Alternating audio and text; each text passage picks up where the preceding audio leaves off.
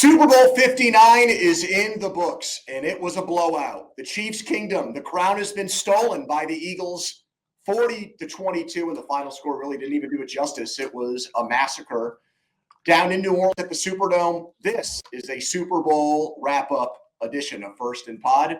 Andrew Filipponi, three-time All-Pro. Patrick Peterson, and he was down there in the Big Easy for the game. Spencer Ray back producing. Subscribe, rate, review this podcast. We don't make it complicated. Regular football talk for people with a former all-time great. We break down everything we saw from the Super Bowl on this show. 5 questions that I got for you, Pat, coming off this game. Pretty simple first one. Just your biggest takeaway from watching the Eagles crush the Chiefs. Yeah, it was like you spoke about. It was a freaking massacre, man, from start to finish. The 22 points that the Kansas City Chiefs were able to put on the board was pretty much garbage time. And the biggest takeaway for me is what the Philadelphia Eagles defensive line was able to do. Being able to do what most teams wasn't, and that was get Patrick Mahomes on the ground, sacking him 6 times. So he wasn't able to make those backyard football plays that we were so used to seeing, and that's what made the Philadelphia Eagles successful, because they didn't have to blitz much. They had a great rotation of the defensive linemen, and they literally corralled and crushed the pocket each and every time that they wanted to step back and pass. And quite frankly, that's why Travis Kelce wasn't able to get off, because he wasn't able to find those holes in the zone, because Philadelphia Eagles was playing quarters pretty much their entire game. You know what I mean? Mixing up a couple a couple of threes, here and there. So the biggest takeaway is what the defensive line was able to do and how they was able to harass Patrick each and every time that he dropped back and was attempting to pass the ball, because he was never comfortable. It was never a point in this game where Patrick Mahomes was comfortable, drop back, passing the football. And the self-inflicted wounds, like it was so many self-inflicted wounds by the Kansas City Chiefs that we wasn't so used to seeing, which it took me back by surprise. Like, damn, they got a offsides here, false start there. Trent McDuffie with the ball pretty much uncatchable, hitting the tight end in the head and neck area. It was a couple more penalties that just kept, hindering the Chiefs to help them get out of the funk that they were in. And I text you. I said, look like the Chief Magic. The KC Magic is over, and you text me back, I love every minute of it. So, those were my 2 biggest takeaways: the self-inflicted wounds and what the Philadelphia Eagles defensive line was able to do on a consistent basis, creating 6 sacks, creating multiple turnovers. I believe he threw 2 interceptions, and just really making it hard for the Kansas City Chiefs and Patrick Mahomes and Andy Reid to try to march up and down the field to get back into the football game. So mine is that the Eagles are giant killers. They stopped history. And when we've seen this in the past, for example, when the Giants beat the undefeated Patriots, it was shocking because they were a 2-touchdown underdog, but it was a close game. They needed David Tyree to catch a ball off his helmet. They needed Plexico Burress to catch a touchdown pass at the end of the game. It was nip-tuck for most of the game. Yep. We've seen the Colts the Jets beat the Colts in Super Bowl III, another iconic upset. We've never seen a team in the Super Bowl with a chance for a three-peat. And for that team was going for something dynastic, to get swallowed whole, to get crushed, to get blown out, to get embarrassed. We've never seen that in this game. We've never seen the team that was like the presiding champion get embarrassed this way. And I think, Pat, my takeaway off of that is it's really a testament to a lot of the things that people have ascribed to football for a long time. 53-man roster. It takes a village. It's a whole team, not just one guy. And so much of the conversation about this matchup was, can the Eagles, who have a better team, beat the team that has one of the greatest quarterbacks of all time and one of the great coaches? And so many people thought, well, you just can't beat the best quarterback, Patrick Mahomes, in a situation like this. And this went back to things like the winning the line of scrimmage, the trenches, having a team top to bottom where you made great free agent moves like Zach Bond. You traded Hassan Reddick to the Jets and you backfilled with Josh Sweat. Your secondary was bad in 2023, so you used your top 2 picks on Quinyon Mitchell and Cooper DeJean, and he had a pick 6 in this game. You did something that for a while teams said don't do, and that's pay a running back. You don't pay a running back in 2024. You don't do that. You don't invest in running backs. Running backs grow on trees. Running backs are a dime a dozen. And they went and they got a 28-year-old Saquon Barkley, and he was, for my money, the best player in the NFL this year. Your coordinators weren't good last year, so you fired both and you brought 2 upgrades in. So, football, I think people have gotten sick of the idea that all you need is a Tom Brady or Patrick Mahomes to win. And it was cool that the Eagles kind of, I think, spoiled that and were the party pooper on that, because it gives teams hope now. I mean, it's hard to build a complete roster, and we'll talk about Jalen Hurts, obviously, on the show, but now it doesn't feel like, well, the Chiefs have Patrick Mahomes, so therefore they're going to win Super Bowls or be in the Super Bowl every year now, is how I look at it. Nah, I hear what you're saying, Pony. You need a quarterback to win. Well, no doubt, but I mean, it's in this game, the best quarterback didn't win, right? I mean, Mahomes is an all-time great, and Hurts is really good. Right. But he's not going to be in a conversation with Tom Brady 30 years from now. Right. And to your point as well, like, you need a full team. It takes a team to win, to your point. But at the end of the day, like, and that's why I said the Chiefs were smoke and mirrors all year, Pat. And they had a great quarterback, and they made clutch plays, which made up for the fact that there were a lot of holes on this team, actually. Yeah, it really was. And you definitely was pointing that out all year long. But back to what you were saying, like, you need a quality quarterback to at least give yourself a shot. And if you have Patrick Mahomes, you're going to be in the AFC Championship at least. You know what I mean? And all you need is a couple plays, to be made here or there to get back in the Super Bowl. Well, that's why I felt like, and I don't know if you had this thought, if you are a Ravens fan or a Bills fan, I don't think I would have been able to watch the entire game. I would have been so pissed off. Because you can't be pissed off, because it starts with like we all talked about. Patrick Mahomes is one of those guys that create extra time. And the Ravens and the Bills defensive line is not built like the Philadelphia Eagles. They're not able to. I agree with you on that. You know what I mean? So they're not able to do what the Philadelphia Eagles are able to do. And that's just a proven fact. Everybody in the AFC they're not nearly as built like the Philadelphia Eagles defensive front. No one. And their offensive line. So they just end up running into a freaking bug saw in the Philadelphia Eagles, where they pretty much can't control the trenches on both sides of the football. And that's because, like, when Philadelphia Eagles play, when the Kansas City Chiefs play someone, they pretty much have the edge at one of those positions. It's either, well, I won't say offensive line, because the offensive line was atrocious all year. But for the most part, anyone who they play, they're going to have the advantage on their defensive line, right? No doubt. So for the most part, it's not an even match. Now they run into the Philadelphia Eagles to where they control both lines. They got the better offensive line and they got the better defensive line. So for the Chiefs moving forward, they're going to have to get better in the trenches. Like, we all know what Patrick Mahomes is going to be able to do, and I don't know how long he's going to be able to do that, as far as creating the extra time, playing the backyard football. He's going to have to probably, sit in the pocket a little bit long, a little bit quicker, a little bit more, and get rid of the football versus all in the running around. Because I do believe that Father Time at some point will catch up with him. So he's going to have to change his game at some point in his career. Barkley was held to 57 yards on 25 carries. And I think the other part of this game was it was set up as a matchup of, can Mahomes basically have a better game than Barkley? It was not quarterback versus quarterback. It was more quarterback versus running back. Mm-hmm. And to your point about the Eagles and their complete dominance in roster, Barkley was pretty much held in check, and the game was 34-0 at one point and 40-6 with 3 minutes left.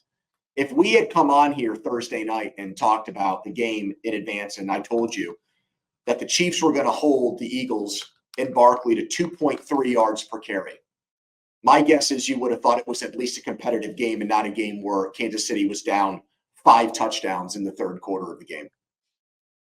It came down to Patrick Mahomes, man. Like we all say that Patrick, we all, well, I would agree that he's definitely one of the greatest quarterbacks of all time right now. He's already in the top 5, I think. Yeah, it's just, to me, when they got down 10, they began to press. Like now the pressure started to amount on the Kansas City Chiefs, right?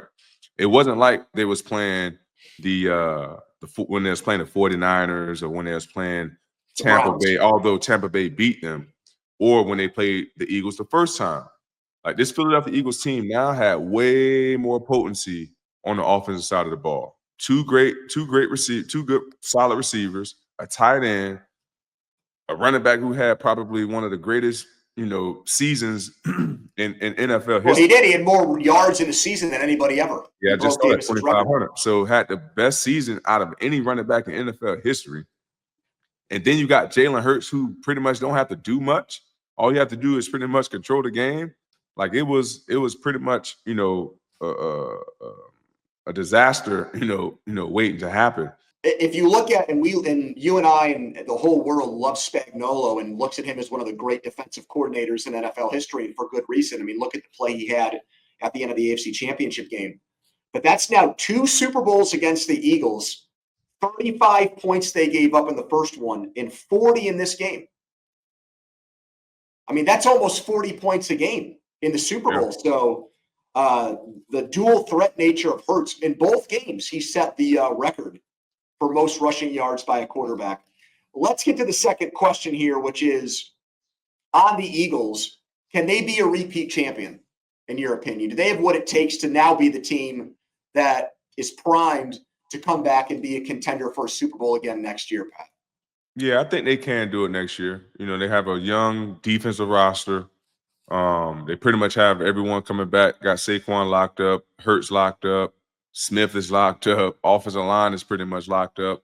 And if they're not, they have one of the best offensive line coach in the game, so they're going to probably, get someone in there that could fulfill that role, because there was a big question on how they was going to fill Jason Kelce role, and they did that, very well, backing it up with having one of the best offensive line in all of football last year as well. That's a great point. No one brought that up. They lost a Hall of Fame player, a guy that is absolutely going to go in either on the first or second ballot. And it's like their offensive line didn't skip a beat, Pat. Yep, they didn't. And I think they can do it next year. But I feel like the Philadelphia Eagles are built for this window. I don't think they're in a position to build a dynasty, if that makes sense. Like, I don't think one of those receivers is not going to be there very long. Saquon is not going to be there very long. There's going to be massive changes in this team, and Howie has been doing a great job of building, teams year in and year out.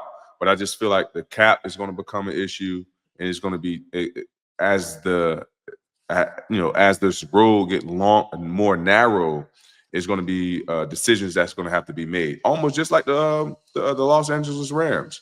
Having the first round picks and having a quarterback and, having everybody, all the pieces that they needed, to win for that moment. But then what happens after that? They'll continue to just be a competitive team, but they won't be looked at as a dynasty. So that team lost Von Miller. That was the big move they made, and he went and signed in Buffalo. So there was a big subtraction when the Rams won, and then next year they had a losing record. So I'll say this. I think they have a chance. Like, obviously, I'm not even going to put it at 50-50 because there's 32 teams and there's, other great quarterbacks out there. The reason why I'm hesitant to say that we'll see Philadelphia back here next year is a couple of reasons. Number one, they're going to lose Kellen Moore. And I don't think Kellen Moore is a great offensive coordinator. But the last time this happened, Steichen went to Indianapolis and they got the offensive coordinator hire wrong. They just promoted Brian Johnson because Jalen Hurts liked him, and it was ugly. It went south in a hurry. Him and Sirianni had friction and issues, and they fired the guy after 1 year, and it really hurt their football team. So if they just, who knows? I mean, they got to make a big decision on getting that offensive coordinator hire right in order to keep this momentum going, in my opinion.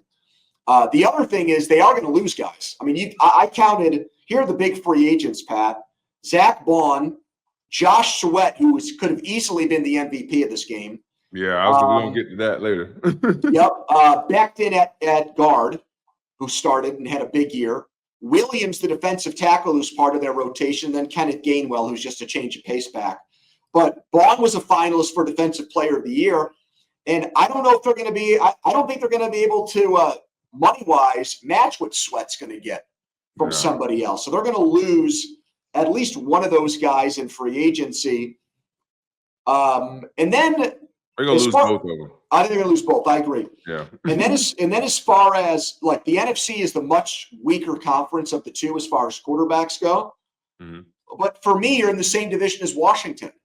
And that team, as far as who do I think, and I know it's easy to say this because they just played in the NFC Championship game against each other. But if I'm going to pick a team that is going to give them a hard time, it's going to be them because they've got Jaden Daniels. And this came out of nowhere, and they've got tons of money to spend in free agency to make their team better in 2025. Yeah. I mean, I like that. I mean, it's going to be like I said, they can do it. You know, obviously, like we just said, I believe they will lose Josh Sweat and Zach Bond in free agency. Those guys going to want a pretty payday and, you know, make their, you know, this Super Bowl run worth their while. Far as, you know, cashing in. But, you know, at the end of the day, you know, you can't – the way this team is built, and if they're able to keep, you know, I know they'll keep Vic Fangio. He's coming back. If they can find a coordinator that's able to pretty much implement the same play call and have kind of like that same flow, I think they can be right back in the NFC Championship competing for another Super Bowl. You know, this – now, I feel like the core of their team. I know Zach Bond is, you know, he's part of the core.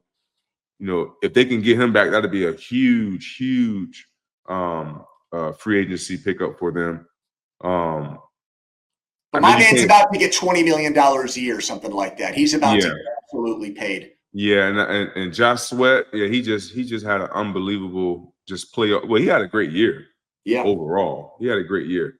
But it's going to be interesting to see how these how he handles this free agency, man, because they got some moves, some decisions that have to be made if they want to continue being, you know, in this limelight. Because, like I said, they're the Philadelphia Eagles, in my opinion, it's always been built for windows, not for a dynasty, and especially ever since Andy Reid left.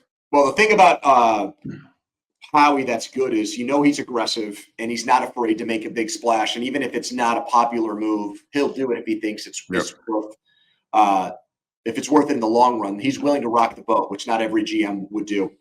How much blame does Patrick Mahomes deserve for the Chiefs Super Bowl loss? I give Patrick 50% because the defense didn't play. Come on, Pony. You know, I keep it real. I love it. I'm you saying that. We're not sugarcoating things here. Yeah, I mean, because I was a player. You know what I mean? I've been in these coaches' meetings before. I watched film with coaches before. Like, it is what it is. You know what I mean? He did not have his best game, you know, at all. I think you could say he had his worst game, actually. No doubt about it. No doubt about it. Just as far as and it all came down to the Philadelphia Eagles defensive front. Like, he wasn't able to do what he was used to doing. Like, it goes back to the Super Bowl that he lost against the Bucks. Is it the same exact thing?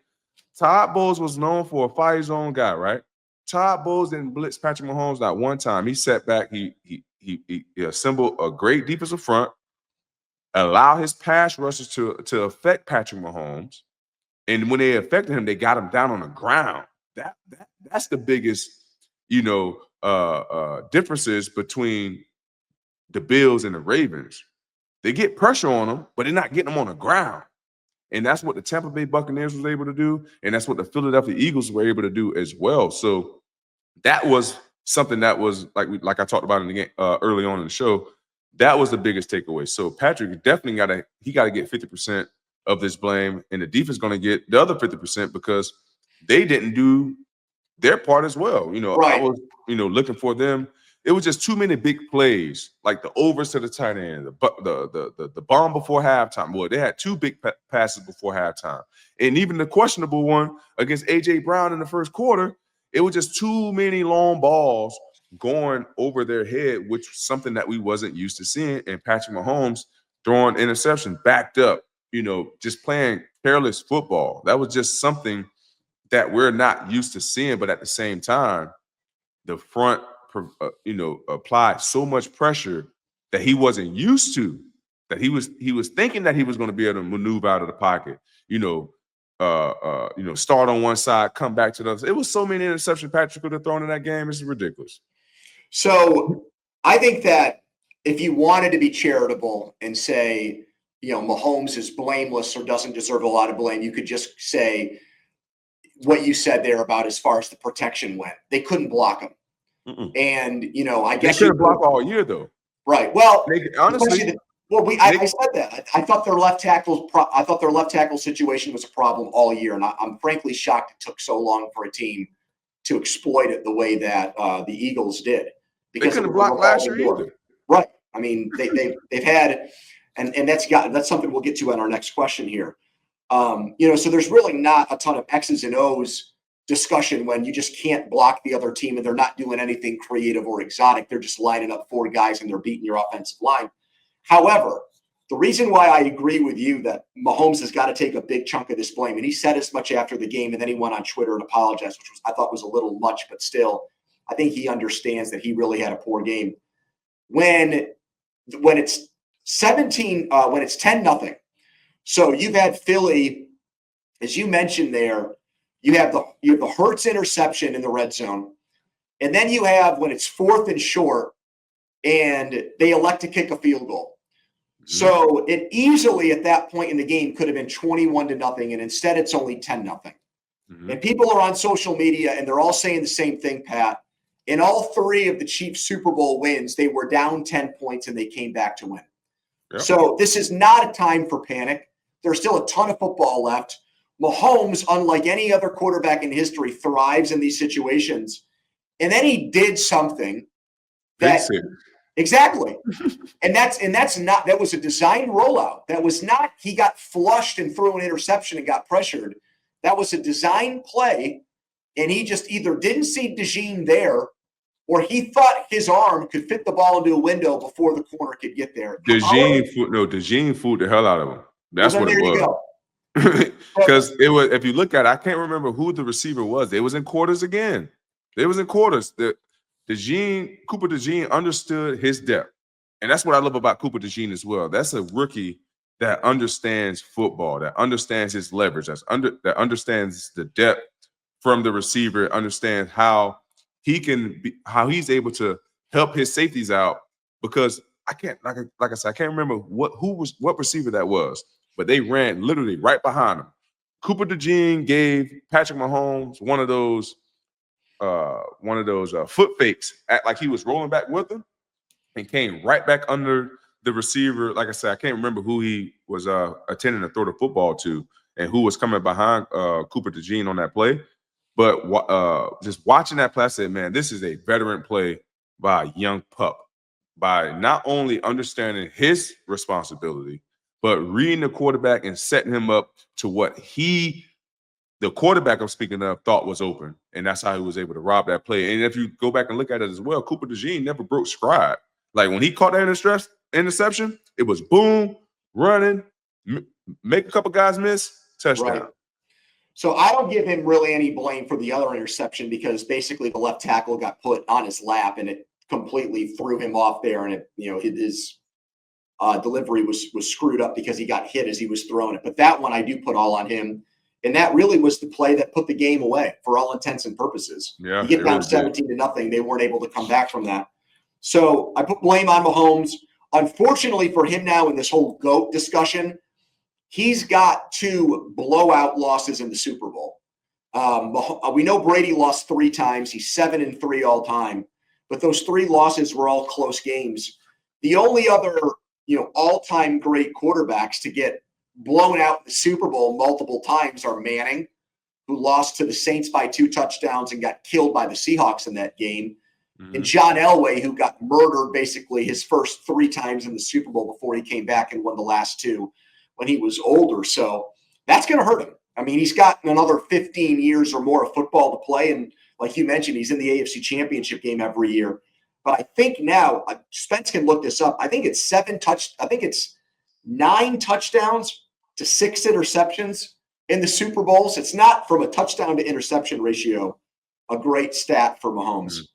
All right, question four. Real quick, though, that's where I'm telling you right now that Patrick, at some point, he's going to have to change his game. Yep. At some point, he's going to have to change his game. Thank you, Spence. All right, where do the Chiefs go from here is question 4. Pat, what's next for this Man, I tell you what, the first thing on my list is goddamn me is get our offensive line better. Like, all of them. Like, we got to find a way to freaking block for Patrick, because like I'm saying, like I just said, he is not going to be able to run for his life in years to come. You know what I mean? It's just Father of Time is undefeated. You know what I mean? So we all know what Patrick can do, what arm talent he has. So imagine if this guy has protection and can sit in the pocket and dissect the defense and deliver the ball where it needs to go on time. Imagine how much better he can be. How much stress-free his, the rest of his career can be. You know what I mean? I know we all, get glitz and glam off of, and Amber off of, his athletic ability. But I'm telling you, man, I played in the league for 13 years. Russell Wilson played in the league for going on 14 years now, if I'm not mistaken. Father of Time is undefeated, and he get hit off a lot. You know what I mean? So they're going to have to do this offseason. They got to number 1, get a better protection for Patrick Mahomes. That is a public service announcement. Like, I don't give a damn what else we do.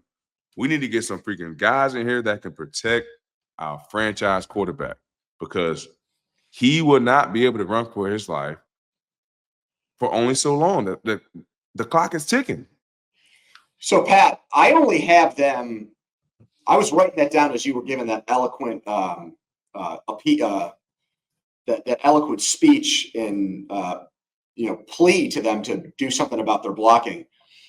I only have 3 guys on the offensive side of the ball for the Chiefs who I think 100% will be back next year for them. With Mahomes, obviously Mahomes will be back. Well, we don't even count him. We know he's going to be back. So Xavier Worthy for sure. Yep. Tooney will move back from left tackle to left guard, and he's very good there. Obviously, we saw he's not a tackle in the Super Bowl. Mm-hmm. And then I think Creed Humphrey at center. And I think everything else is subject to change. Trey Smith, or other guard, who was excellent, is an unrestricted free agent. Because he was a 6th-round pick, the guy's never gotten paid before. So, he's due for a big, big, big payday, talking about $15-16 million a year, right? Mm-hmm. So I don't think you can afford to pay your right guard when you need 2 new tackles. You got to get a left tackle. You got to get a right tackle. You used your 2nd-round pick on a left tackle last year. You benched the guy from BYU. And the right tackle, Jawan Taylor, Pat, you spent a bunch of money on it. He stinks. So you're going to have to cut him, I think. I think he's gone. Wide receiver after Worthy. Hopkins is a free agent. He won't be back. I felt bad for him dropping that ball, actually, in the game, to be honest. That was just a killer. Juju probably won't be back. Nope. Watson's a free agent, won't be back. Nope. And then you've got running backs. Pacheco, I guess, will be healthy, so maybe I'll put him down as another guy that's back, but I'm not even sure about that. They gave Hunt the ball more than him. Yeah. And the last guy's Kelsey. Yeah. I think Kelsey retires. You do? Yep. His body language and the way he just looked in the game, Pat, he looked like a guy that was in a fog.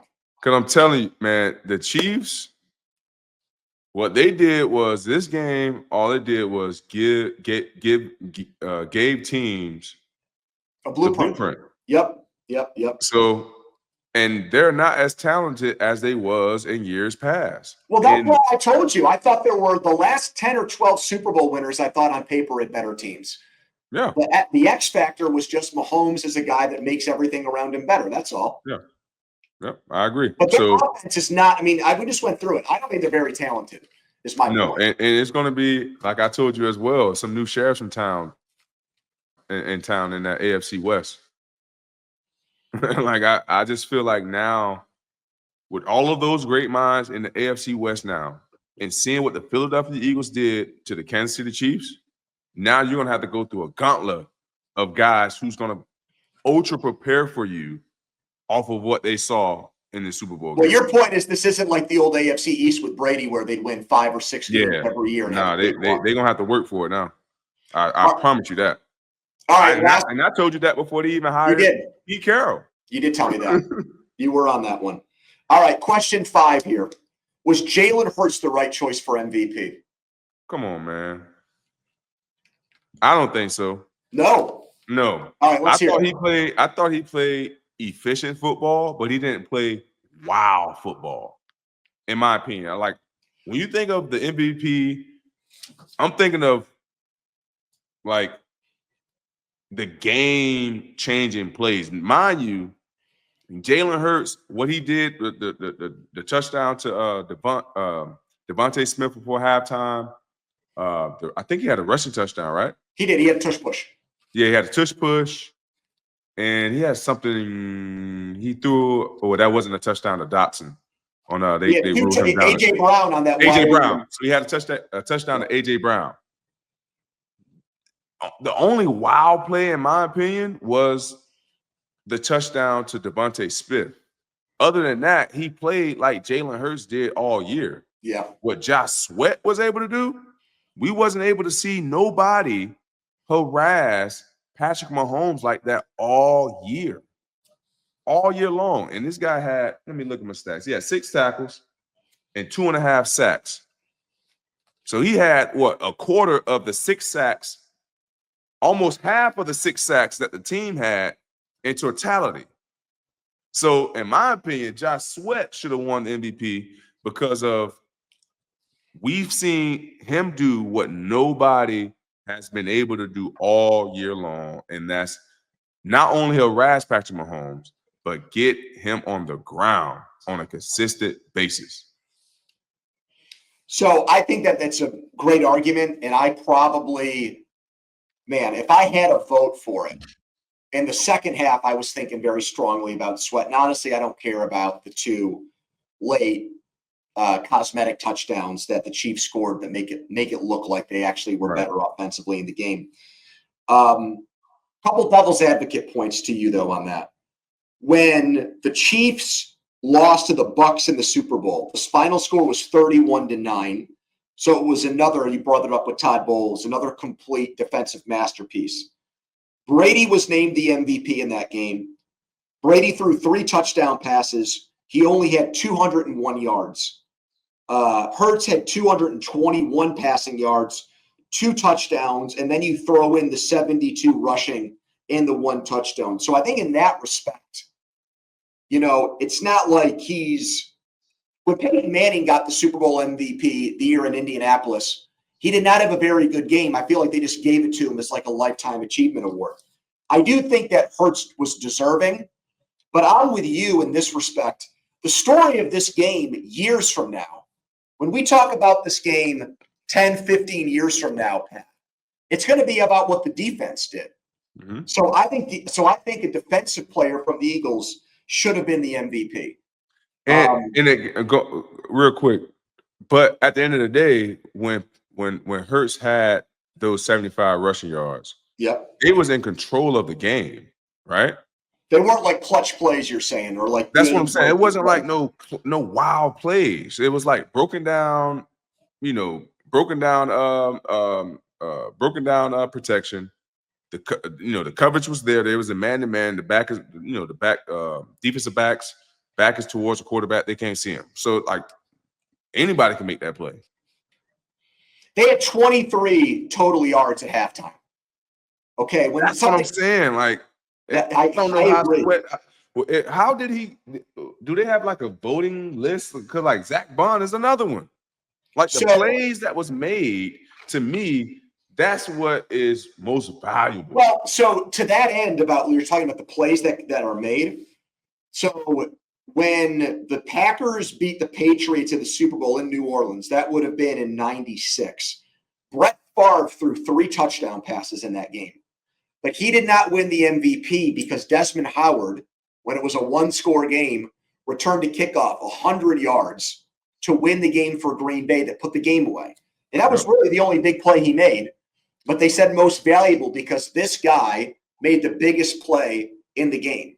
By that logic, you could have given it to DeJean or not just Sweat for 2.5 sacks.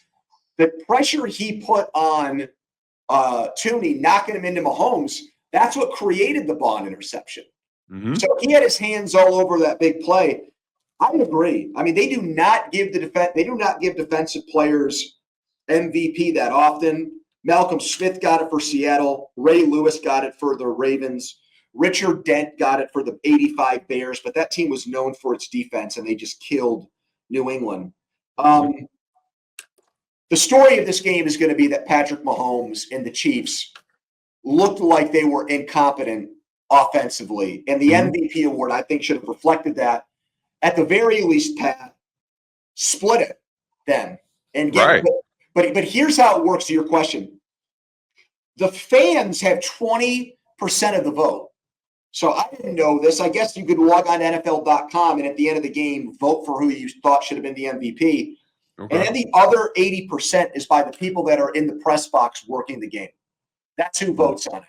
Wow. They literally hand out a piece of paper to the people that are at the game and say, hey, who do you want to vote for MVP with like a minute left? And that gets counted up and tabulated, and that's who wins. But I'm with you, man. Now, NFL got to do better with that, man. That's not a very, very scientific way of doing it. Yeah, come on, man. What are we talking about? We're gonna leave it up in fans' hands that's in the stadium that's half drunk, intoxicated, don't even remember what's going on, and we're taking 20% of their votes. Come on, man. Hey, Pat, it was excellent doing the show with you this season. We'll get into the off-season stuff next week when we start to look ahead to the combine and everything else. The game delivered for me because I was dying for the Chiefs to finally get blown out and for the refs to not screw America over and actually call this thing down the middle. And we actually got that in the Super Bowl. Hey, wait, time out. What were you thinking, though, on that first call? Oh, my God. We have like 9 remotes. I knew the remote that didn't control the TV, so I threw that one. And my wife got mad at me. My wife, honestly, too, we can talk about this for 2 seconds. And we got, hold on, I got 2 more things I want to talk about, too, but go ahead. Okay, cool. Maybe we see eye to eye on this. So my wife, after that game was over, my wife's she's a decent football fan. She's not a huge football fan. First of all, what's wrong with your camera, man? Why keep moving? Because I'm in this new studio and it keeps moving on me. My wife spent the entire second half, because the game was so bad, just researching the Kendrick Lamar Drake feud. She had no idea about this. That was what she did for like the last 2 hours she was awake for. For the last hour that she watched the game, and then when she went up to bed, she was just completely transfixed by it. She had no clue that was a thing. Did you obviously knew about that? Right? Oh, 100%. But I guess people are shocked that he actually got permission from the NFL to do all of that during the halftime show. They thought, man, you know why he got permission from the NFL? I don't. Viewership. Yeah. Want eyes on the halftime show. So why would they say no to that? Well, because 20 years ago, Pat, I don't know if you remember this, but they showed Janet Jackson's nipple. Yeah. So for a while, they went away from some of those shocking things at halftime. But I guess enough time. At the end of the day, this is not. That's more of a culture shock, right? Yeah. Like, oh, Janet Jackson nipple on in Miami. on national TV. Like this was something that's been brewing since July. So this is not like a, something that came out of the blind side. Like people knew that obviously him and Drake had beef, had tensions for forever. The only question was he's going to perform the Not Like Us song? And the NFL took it upon themselves like, hey, hell yeah, he should have performed it, because what that's going to do is it's going to put more eyes on the Super Bowl. We need more. We don't need.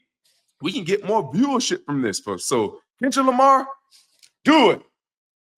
And that's what happened. And I didn't know. I had no clue that like Drake had a crush on Serena Williams, and then she went out and was a part of the halftime show. It's like, listen, there's so many subliminal messages in that. He dated, said Spence. I didn't even know that.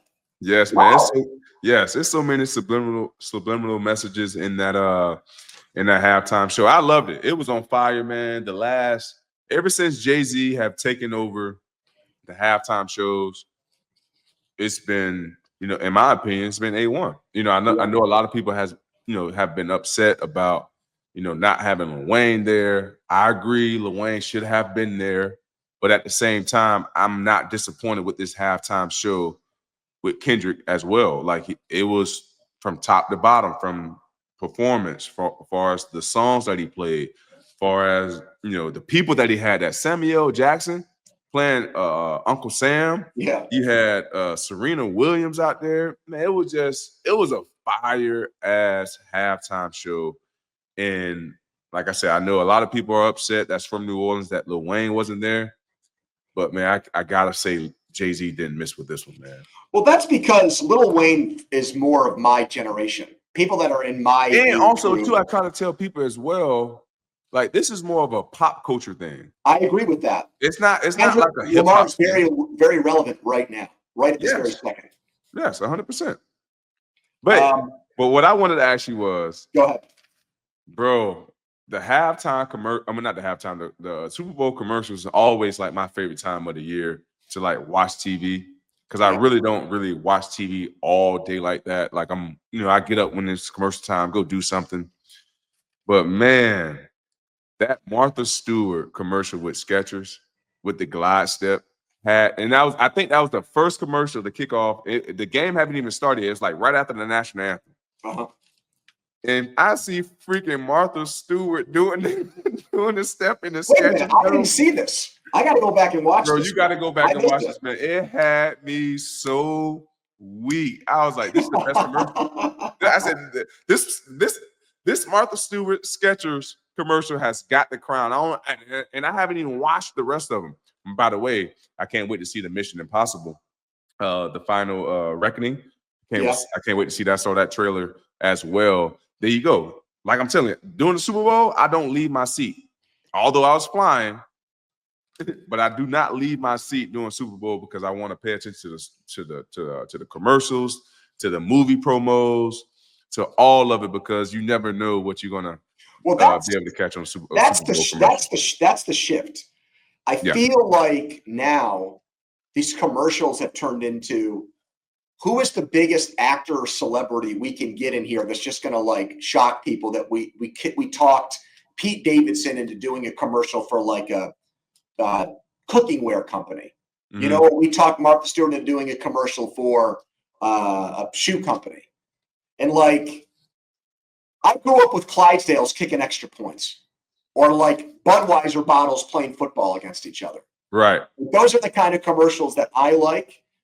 Doritos and Cheetos and yeah, some hot chicken and bikini eating Doritos. Right. Let's get back to more of that. But I didn't see the Martha Stewart one. Bro, go back and watch it. It's hilarious. My God, that Harrison Ford commercial was friggin' longer than the damn Star Wars movies he was in. I don't even know what it was about, dude. That thing went on forever. I think it was a whole commercial break. I don't think it was like 2.5 minutes, I think. It's unbelievable how long that was. We'll be back soon with off-season preview episode, and we'll get into the Combine too. This is just regular football talk. We don't go too crazy on the X's and O's, but when we do, Pat's going to deliver on that. Big shout out to Spencer Ray Producing. Check us out. Whatever platform it is, iTunes, Odyssey, you name it, we're there for you. First in Pod. Thanks for listening.